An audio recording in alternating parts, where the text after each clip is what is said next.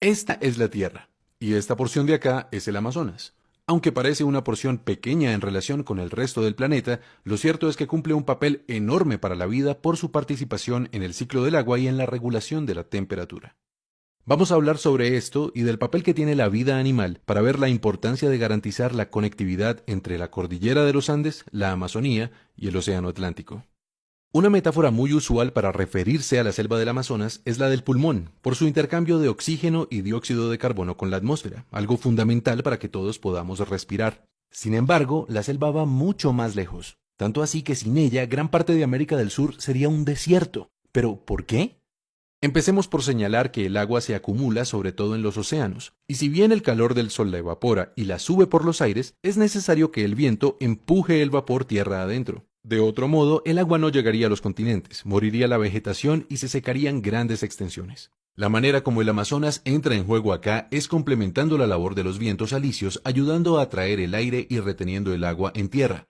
Esta es una hipótesis fascinante. Según ella, los bosques son también responsables de los vientos porque la transpiración de los árboles genera un vapor que cuando se enfría se condensa. La condensación disminuye la presión del aire y entonces se crean vacíos que succionan aire de los océanos hacia el continente. Este proceso, realizado a la escala de 600.000 millones de árboles que hay en el Amazonas, produce fuertes vientos de aire húmedo, casi como ríos voladores provenientes del Atlántico. Y así se generan las nubes y la lluvia que hidrata el continente. Ahora, dentro del continente aparecen los Andes. Ellos reciben el agua que traen los vientos, ayudan a retenerla con su vegetación y la distribuyen por toda la tierra con los ríos. Y los ríos llevan el agua de vuelta al océano Atlántico para que el proceso se repita. Eso en cuanto al ciclo hidrológico. Ahora consideremos la temperatura. Sabemos que el dióxido de carbono actúa como una barrera que impide que el calor salga de la Tierra. Este es el famoso efecto invernadero. Pues bien, los árboles contrarrestan dicho efecto absorbiendo el dióxido de carbono de la atmósfera a través de la fotosíntesis.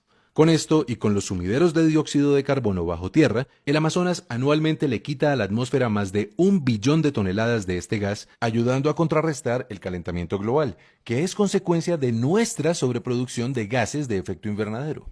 Por otro lado, el Amazonas también regula la temperatura creando nubes, pues las nubes, especialmente las que son bien blancas, reflejan la luz del sol, y así impiden que llegue hasta el suelo y nos caliente en exceso. El bosque frondoso del Amazonas guarda bajo sus raíces grandes cantidades de agua, y entonces, a través de la evaporación y la transpiración de las plantas, genera 7 veces más vapor que el océano, es decir, muchas más nubes que reflejan más luz solar.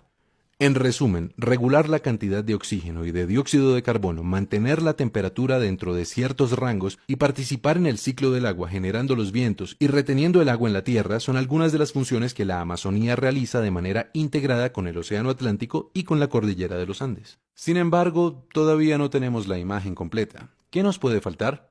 Nada más y nada menos que la vida animal. Todos hemos oído, por ejemplo, de la importancia de las aves para diseminar las semillas de los árboles, pero cada animal, cada planta, cada insecto, también los hongos y los minerales, todos realmente cumplen un papel importante en los procesos físicos, químicos y biológicos de la Tierra. Porque pensando desde una perspectiva más amplia, la Tierra es un solo sistema, un organismo que se regula a sí mismo. Cada entidad que la habita es entonces una parte del engranaje completo, del gran organismo planetario. Y por eso, de la participación de cada uno, depende la resiliencia del todo.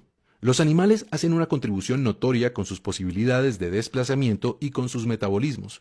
Pero hay un animal bastante particular, capaz de transformar de maneras nunca antes vistas la Tierra: el hombre. El mundo está poblado por distintas culturas con prácticas y creencias diversas. Los indígenas del Amazonas y también el hombre occidental son grupos humanos que, como todos, hacen parte del gran organismo planetario. Pero las prácticas y las creencias de estos dos grupos suponen relaciones muy distintas entre ellos y el resto de la naturaleza. ¿Cuáles han sido sus relaciones con el Amazonas? Empecemos por los pueblos indígenas. Si bien hay más de 400 culturas diferentes habitando la selva, lo cierto es que a todas ellas les es común una forma de relacionarse con la naturaleza. En su pensamiento y sus prácticas, ellos se fusionan con el aire, con el agua, la vegetación y los animales. Reconocen pues que sus cuerpos, su vida misma es interdependiente con la selva, y de esta manera se comportan como sus aliados.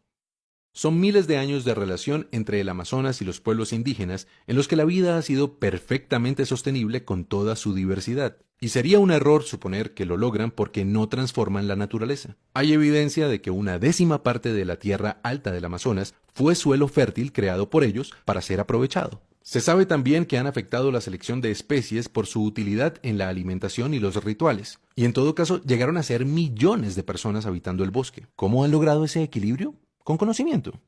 En la educación indígena se prepara al individuo para vivir en armonía con el entorno natural y social en que nace. Ellos se transmiten el respeto por los espíritus guardianes del universo, que los llevan a hacer un uso responsable de los recursos y a entender que el consumo afecta el flujo y la distribución de la energía en el sistema global. De forma que sus prácticas son coherentes con estas ideas y buscan mantener el balance que afectan con sus acciones. Así, por ejemplo, los indígenas del Amazonas solían cambiar la ubicación de sus asentamientos cada 20 años, con el propósito de permitir que la naturaleza se regenerara. ¿Y los occidentales? Bueno, su relación ha sido distinta. En lugar de sentirse como un ser integrado dentro de la totalidad, los occidentales se han concebido de manera separada. En su proceso de construcción cultural suelen crear una dicotomía particular entre naturaleza y sociedad. A la naturaleza acuden insistentemente en busca de la materia que les permite crear y sostener el espacio que construyeron para sí, la ciudad. Por eso, el Amazonas ha sido para ellos fuente de madera y petróleo e incluso un estorbo para la ganadería, entre muchas cosas que, en últimas, destruyen el equilibrio entre la selva y sus habitantes. Ha sido, pues, una comprensión insuficiente del equilibrio natural con consecuencias indeseables para la vida misma. Y solo hasta ahora, el occidental empieza a entender la importancia de que su civilización crezca de manera sostenible. Precisamente por eso es que hemos empezado una gran discusión ecológica global. Hoy queremos decir que un paso muy importante en dirección de la sostenibilidad es garantizar la preservación del Amazonas y su conectividad con la cordillera de los Andes y el Océano Atlántico, porque resulta que todas las funciones ecológicas que realiza este ecosistema no las hace solo como una suma de árboles y ríos, de ninguna manera.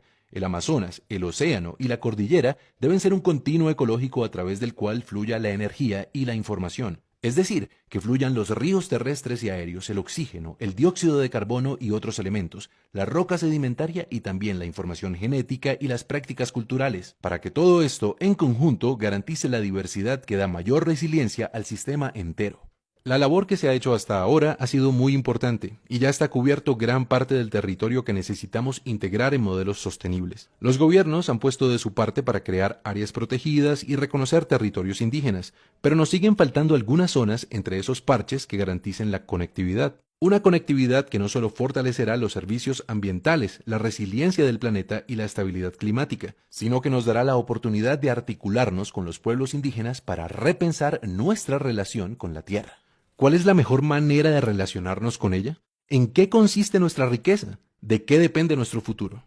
Esta es una oportunidad que nos puede inspirar para que todos juntos, gobernantes y ciudadanos, busquemos respuestas y tomemos decisiones apropiadas para nosotros, como parte de un gran sistema global, nuestro planeta Tierra.